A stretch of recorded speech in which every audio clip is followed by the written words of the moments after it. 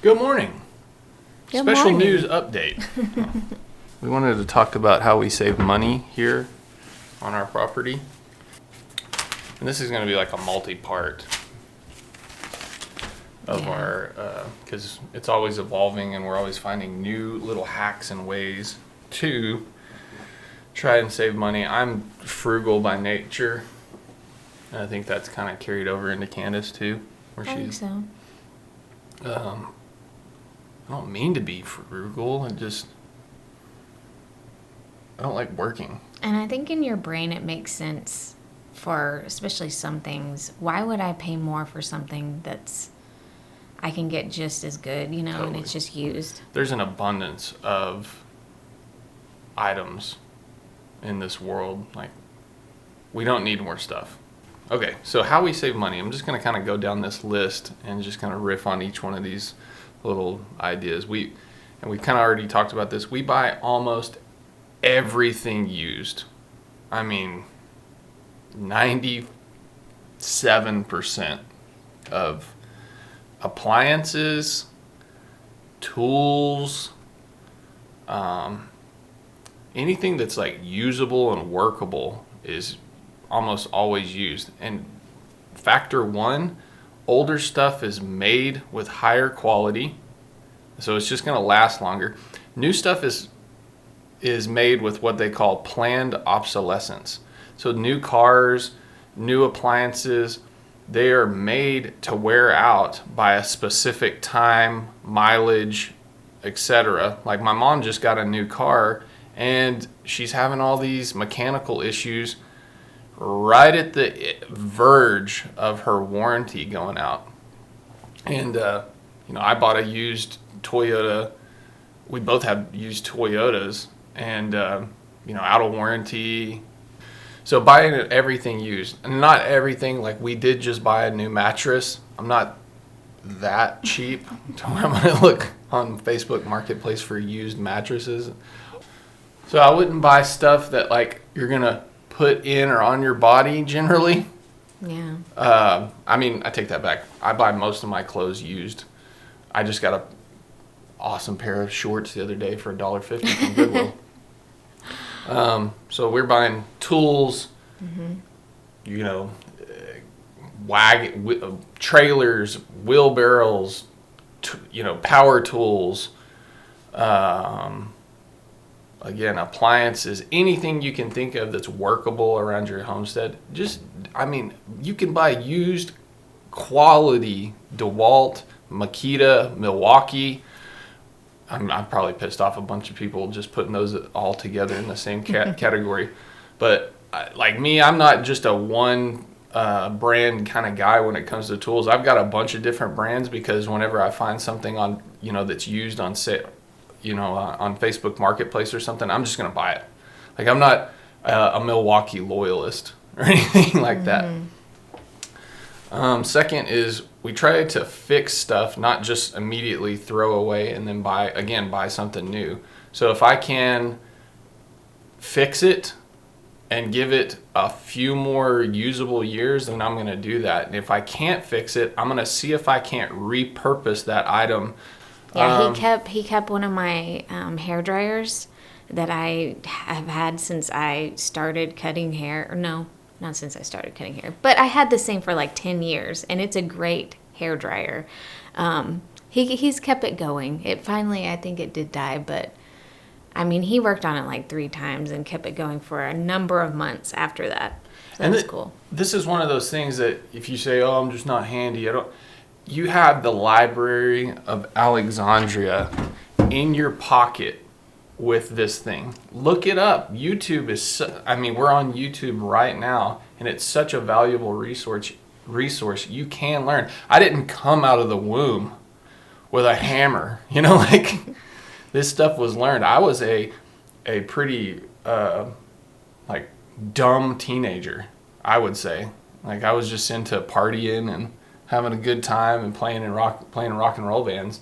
And I wasn't fixing stuff back then, maybe like wiring guitars together, but that's about it. So this is all stuff that can be learned and utilized at any age, in my opinion. And you want to keep stuff with intention, not just hoarding it. But there's a meme and there's videos that people make about like guys that hold on to a piece of wood for years and years and years, and then they find that one special, use for that piece of wood. And it's so true, because I will eventually sometimes get rid of a piece of wood, and then 2 weeks later or a week later, I'm like, dude, I needed that piece, or whatever item it was. So I'm not a hoarder, but I do like to keep stuff with intention that has good use and potential for additional functional life. Mm-hmm. Going back real quick to buying out almost everything used, I started doing those resale, like kids sales, the JBF sale, and I always kind of thought, I don't know, but once you finally go to one, baby clothes, they grow out of them so quickly. They're basically brand new, and they're so much cheaper, like less than half off. Things like anything you can wash. I don't really buy like kitchen stuff, but I don't know. I love doing it, and you can sell your stuff, and it goes, you can put it towards what you're buying. Yeah, she makes a good amount of money selling our, some of Della's clothes and toys that she's grown out of, and then it's like a trade. We're just basically bartering, essentially, for new to us toys. And that's a saying that I use a lot, new to me, because I'll tell somebody, I got this new thing, new to me. And it's just nice to declutter. Honestly, I'm always trying to declutter, especially Della stuff, because it piles up. Totally. It gives me a little bit of anxiety how many toys she had, because I don't remember having that many toys. I'm actually, this week I'm going to start prepping. There's a sale coming. They come like every 6 months. So it's like every season you can I go through her closet, I go through her toys, and just get rid of stuff, and then get stuff for the new season that she needs. This one's called JBF sale. There's one that's called Raylana. So I'm sure there's somebody in your local area putting on something. And if they're not, maybe you should organize it. Mm-hmm. Getting back to the homestead a little bit, like we try to supplement our animals with healthy scraps. So, it's like whenever it's garden season, we're always picking plants off and giving them to the goats or the chickens so that they can have some extra healthy greens. It's just stuff like that. And another cheap supplemental way to feed your animals, specifically for chickens anyway, is microgreens, because it's so darn cheap to grow microgreens. You can buy a bag of that stuff for like $15 and make trays and trays and trays of microgreens, and it's so good for them, healthy, and they get some additional greenery. Like where we live, it's only green for a few months out of the year, so we have to give them some type of vegetation other times. Like they're not solely living. We do, and this may go against what people like to hear, but we do feed. We use feed because, dude, it's just really hard in our area to solely let them free range, and right now everything's dead. Yeah. And when they get something green or some type of vegetation, they just go crazy for it. Mm-hmm. Obviously, growing food, we save money by growing food and supplementing our grocery bill. We're not like some people on YouTube, these homesteaders that live completely off of their garden. That would be cool. Yeah, we're still trying to figure that part out, but we're just dabbling in saving it, freezing it, canning it. I'd say we're more than dabbling. We do our best. Sometimes in the summertime, it just gets overwhelming as far as like how many zucchinis and squash that you can try to eat before they go bad, or preserve or something like that, or freeze. I think we did pretty good with our tomatoes this year. Yeah. So just, even if I remember when we first started gardening, this was 14 almost fit. I put some cinnamon in my water earlier.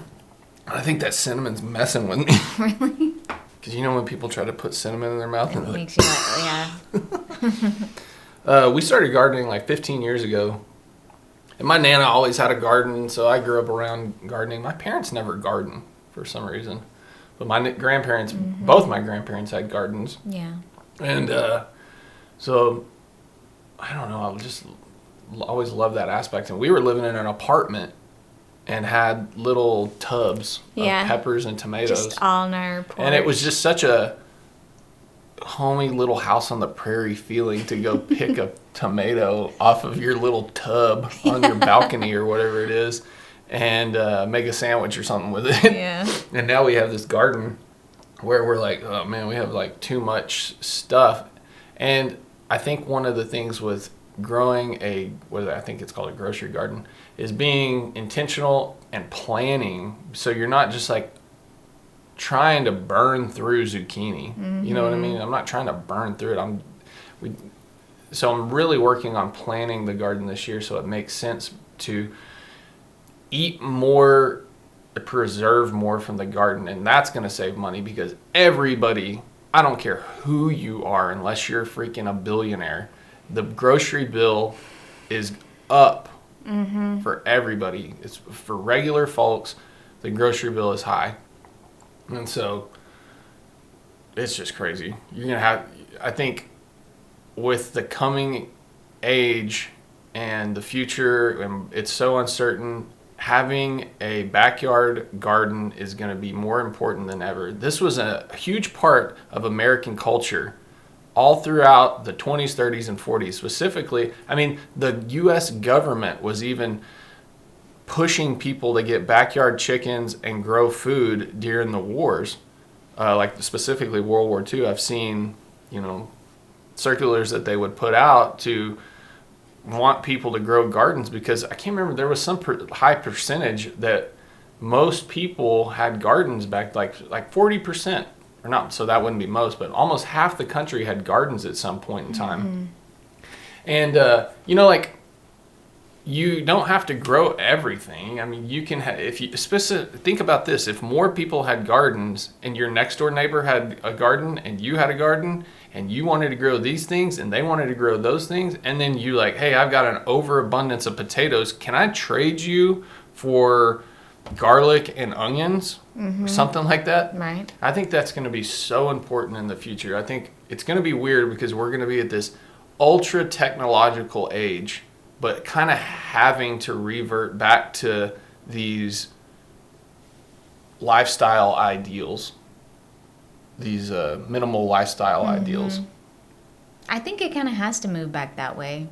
I mean, because what are we going to eat? Fake food in the future? Hell no. So stupid. You want to have some lab-grown meat, I don't know. Like, you know where it's coming from. You know how you took care of it. It's growing in your garden, your soil, and I don't know. It makes me want to eat things that I don't normally want to eat, That's awesome. She's kind of picky. Yeah. And one of the things to keep riffing on this gardening idea is to keep costs low when you're gardening. I mean, I'll just see people in springtime, you go to any big box store, and I'm not knocking on these people. If you got the money and you're just doing it to, have these vegetables or plants around for maybe aesthetic or getting a few, but buying starts from a store that are $3 and $4 a piece is just crazy to me. They're expensive now. Yeah. I mean, you can buy even starts off of Marketplace for less than what you can get from Home Depot or Lowe's or wherever, So either start your own seeds. It's not that hard. It is kind of hard. You got to have just a little bit of a setup, but you can buy these starts off of people. I've seen where somebody was selling tomato starts the other day for $2, which is the ones at Home Depot, I'm pretty sure, $4 and $5 a piece. Yeah, I'm sure and they you are get right like now. 5 tomato plants, and there you are at $25. Are you going to get $25 worth of produce off of that? Right. Maybe if you take good care of them and you really go through the motions and processes, but you can get one packet of seeds for $3 or $4 and grow 50 plants potentially.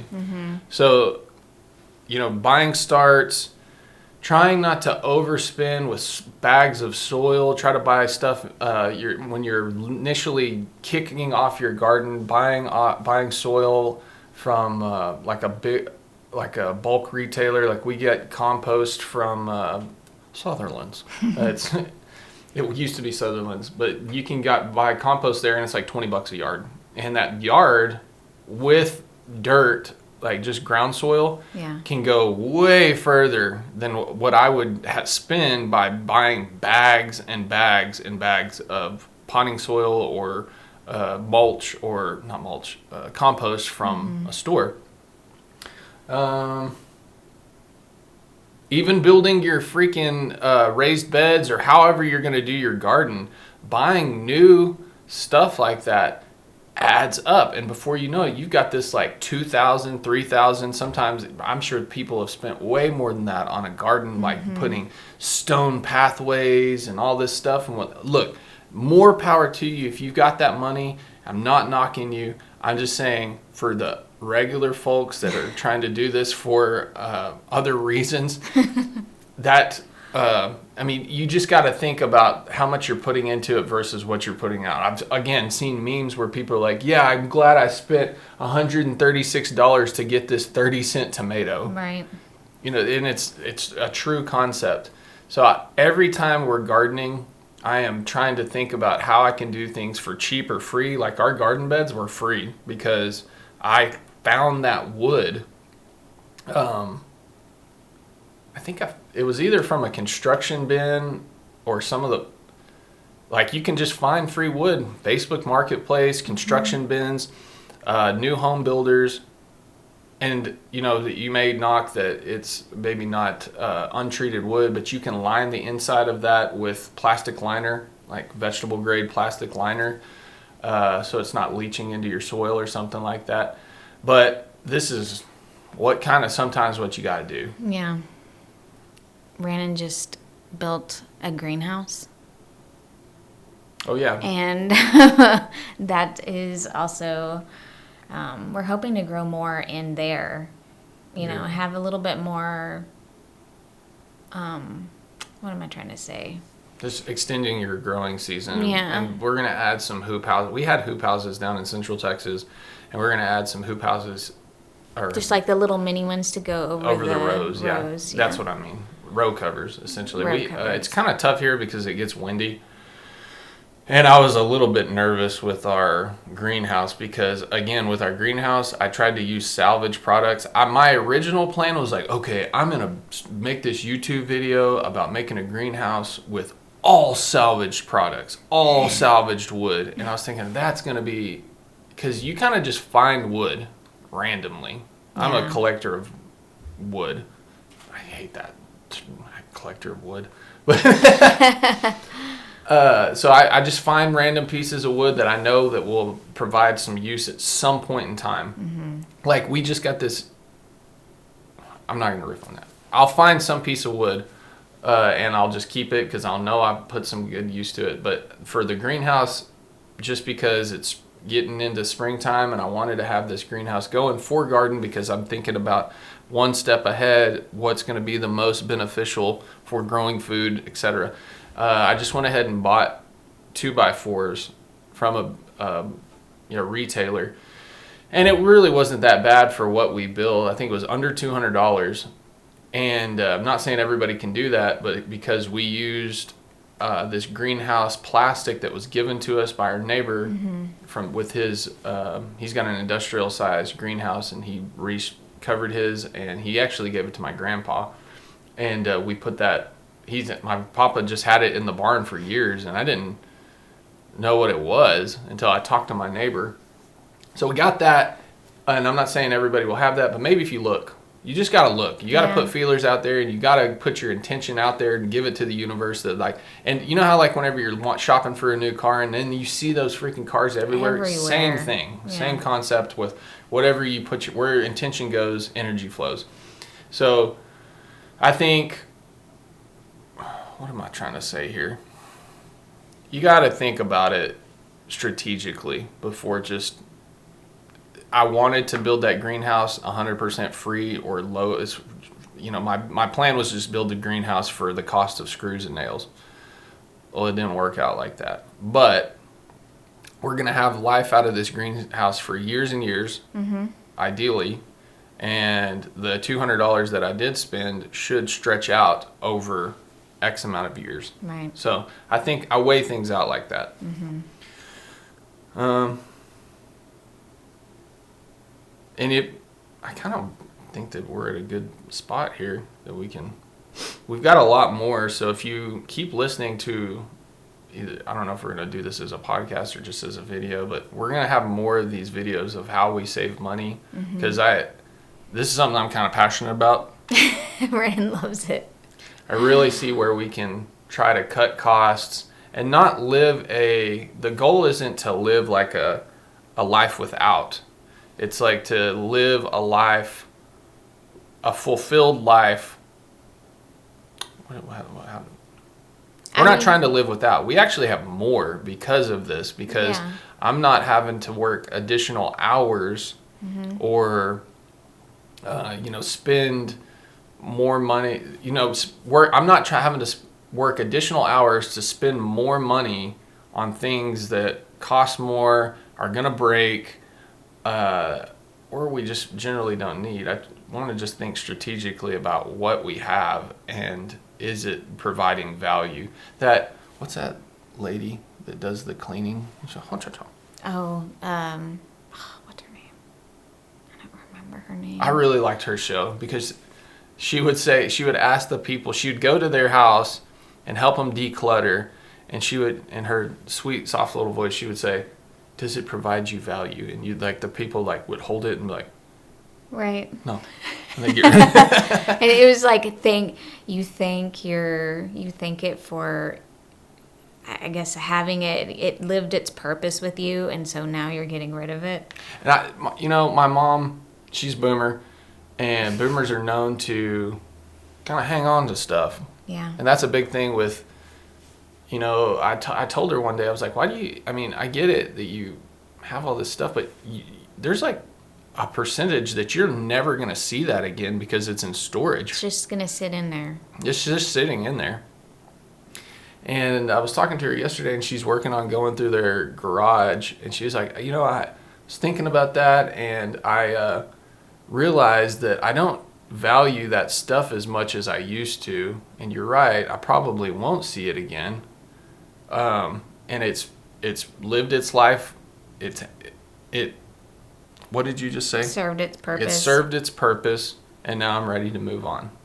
And I think that's okay. Somebody else, like me or whoever, will find purpose again in whatever that item is, usually, or hopefully. Unless it's just, Trash. Sometimes, I do believe trash does exist. Yeah, exactly. Well, I think this is a pretty good stopping point. We will come back with another one of these here very soon about how we continue to save money and live fully. Yep. And freely, sovereignly. Thank you guys again for listening to this Smallstead episode. Yeah, we really appreciate you guys. Yeah. Okay. Have a good day. Bye. Bye.